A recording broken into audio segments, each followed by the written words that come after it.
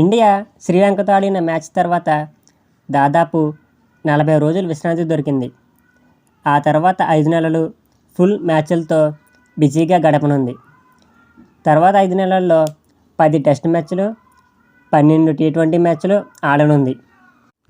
ఇంకా 3 వన్డే మ్యాచ్లు ఆడనుంది. ఈ మ్యాచ్లు ఎప్పుడు జరుగుతాయో తెలుసుకుందాం. వచ్చే సెప్టెంబర్, అక్టోబర్ నెలల్లో బంగ్లాదేశ్ జట్టు భారత్ పర్యటనకు వస్తుంది. దీనిలో 2 టెస్ట్ మ్యాచ్లు, 3 టీ20 మ్యాచ్లు ఆడనుంది. మొదట టెస్ట్ మ్యాచ్లు ప్రారంభమవుతాయి.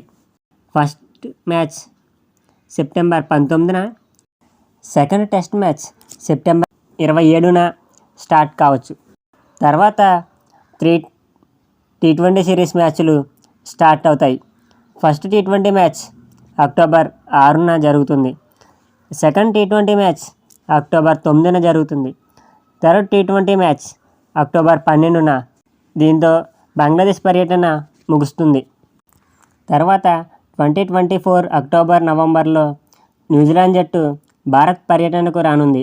ఈ టూర్లో న్యూజిలాండ్ జట్టు భారత్తో కేవలం 3 టెస్టుల సిరీస్ మాత్రమే ఆడనుంది.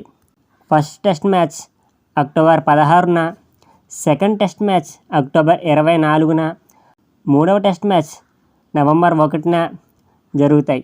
దీంతో న్యూజిలాండ్తో 3 టెస్ట్ మ్యాచ్ల సిరీస్ ముగుస్తుంది. ఇలాంటి మరిన్ని వీడియోస్ కోసం మన ఛానల్ని ఇప్పుడే సబ్స్క్రైబ్ చేసుకోండి ఫ్రెండ్స్.